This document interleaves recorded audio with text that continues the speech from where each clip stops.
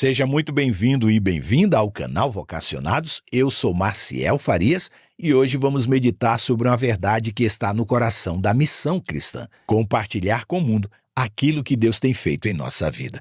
E em tempos de tantas vozes disputando a atenção, o Senhor continua chamando o seu povo para ser uma testemunha viva da sua graça e do seu amor em um mundo em que milhões estão correndo de um lado para o outro sem saber realmente qual é o destino final da sua jornada.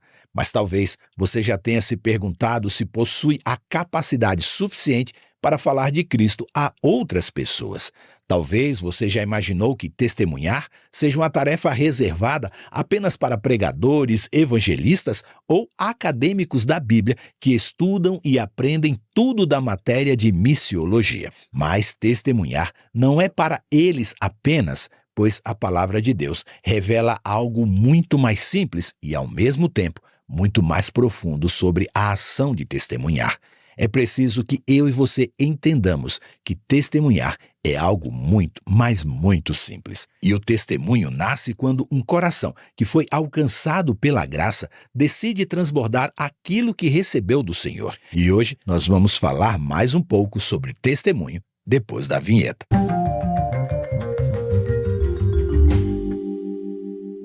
E agora que a vinheta já passou, eu quero convidar você a se inscrever aqui no canal Vocacionados, ativar as notificações, deixar o seu comentário e também compartilhar este conteúdo com outras pessoas em sua rede social. Cada interação sua ajuda o canal e faz com que esta mensagem alcance vidas que precisam ser fortalecidas pela esperança do Evangelho através do seu testemunho.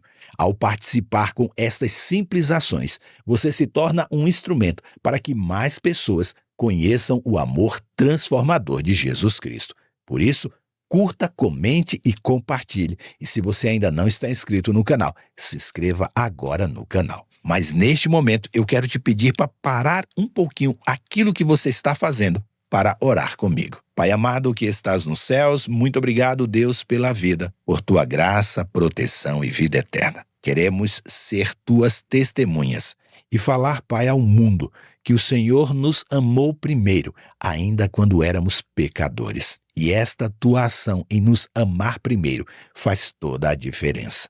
Que possamos ser efetivos em falar do teu amor, em apresentar o teu evangelho de salvação e os ajudar a entenderem um pouco do teu amor e a crerem na tua salvação. Pai, nos ajude a sermos efetivos nesta tarefa e também nos perdoe o pecado. Mas eu sei que neste momento em que estamos orando, há algum amigo e amiga que está passando por um problema muito difícil em sua vida. Pode ser a dor causada pela morte, pode ser uma doença, um desemprego, a desarmonia no lar. Eu não sei, mas o Senhor sabe. E sabendo disso, que o Senhor conhece todos os pormenores da nossa vida, é que eu clamo por tua ação na vida de cada um deles e uma porção dobrada do teu santo e bom Espírito. E faço estes pedidos humildemente, em nome de Jesus, em nome de quem oramos neste instante. Amém. Siga orando uns pelos outros e tendo a certeza de que Deus nos amou primeiro. Há um texto bíblico que diz assim: nós o amamos porque ele nos amou primeiro. 1 João, capítulo 4, versículo 19. Ao entregar a grande comissão aos seus discípulos, Jesus declarou: recebi toda a autoridade do céu e na terra. Portanto, vão e façam discípulos de todas as nações, batizando-os em nome do Pai, do Filho e do Espírito Santo. Ensinem estes novos discípulos a obedecerem todos os mandamentos que eu lhes dei. E lembrem-se disto, estou sempre com vocês, até o fim dos tempos. Isso está em Mateus capítulo 28, versículo 18, 19 e 20. Mas pare um pouquinho e observe aqui como a palavra todo aparece repetidamente nas declarações de Cristo. Toda autoridade pertence a ele, todas as nações estão incluídas em sua missão, todos os seus ensinamentos devem ser compartilhados e sua presença acompanha o seu povo em todo o tempo. Logo, a missão cristã não é sustentada por nossa força, mas pela suficiência daquele que reina soberano sobre todas as coisas. Isso porque ele deve ser o nosso todo. Mas muitas pessoas, infelizmente, acreditam que testemunhar exige habilidades extraordinárias. Entretanto, as Escrituras mostram que o testemunho mais poderoso frequentemente nasce nas experiências mais simples. E quando alguém fala sobre o perdão que recebeu, a paz que encontrou ou a esperança que floresceu em meio às dificuldades, está anunciando a obra de Deus. E você sabe qual é o motivo para isso? O motivo é que o Evangelho é como uma fonte que não consegue permanecer escondida. Quando Cristo transforma o coração, a sua graça transborda naturalmente. E o pastor John Piper afirmou certa vez que missões existem porque a adoração ainda não existe em todos os lugares. Dura esta afirmação, não é? Por isso é que compartilhamos a nossa fé, porque desejamos que outros também conheçam a beleza e a glória do Senhor. Foi exatamente isso que aconteceu na igreja primitiva.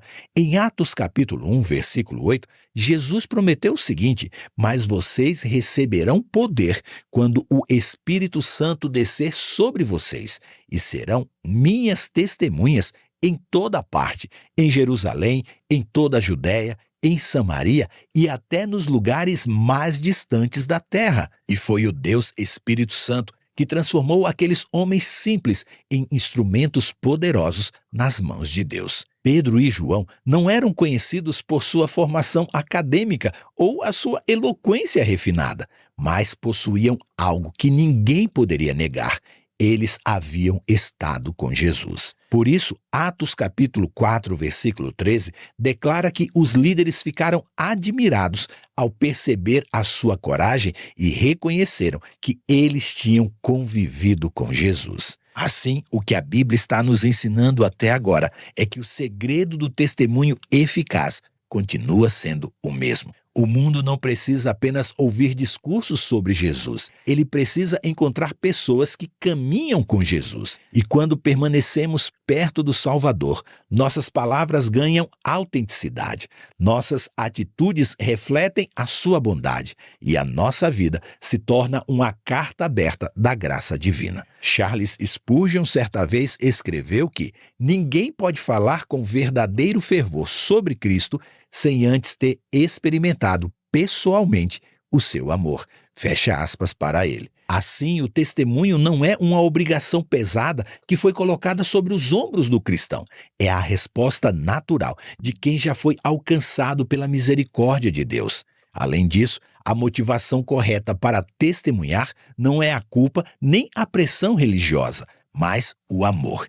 O apóstolo João escreveu: Amados, continuemos a amar uns aos outros, pois o amor vem de Deus. Quem ama é nascido de Deus e conhece a Deus. 1 João, capítulo 4, versículo 7. E mais adiante, ele acrescentou: Nós o amamos, porque ele nos amou primeiro. 1 João, capítulo 4, versículo 19. Quando você e eu compreendemos a profundidade do amor divino, passamos a olhar as pessoas com os olhos da compaixão. E cada encontro se torna uma oportunidade para refletir a luz de Cristo em um mundo que muitas vezes caminha em meio à escuridão. Por isso, não permita que o medo, a timidez ou aquela sensação de incapacidade silencie aquilo que Deus já realizou em sua vida.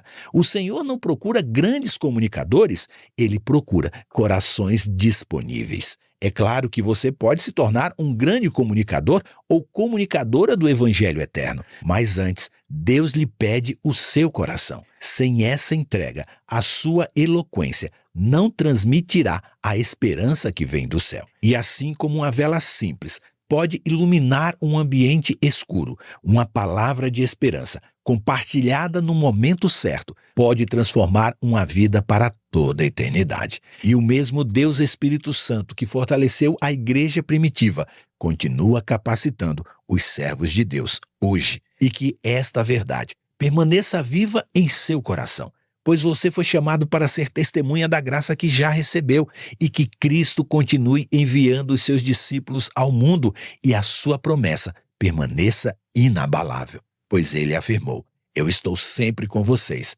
até o fim dos tempos. Mateus 28, verso 20. Caminhe na certeza desta presença. Permita que o amor de Deus transborde em suas palavras e atitudes e não esconda as maravilhas que o Senhor já realizou em sua vida. E quando a igreja vive desta maneira, o Evangelho deixa de ser apenas uma mensagem anunciada e se torna uma vida que testemunha diariamente a glória de Deus.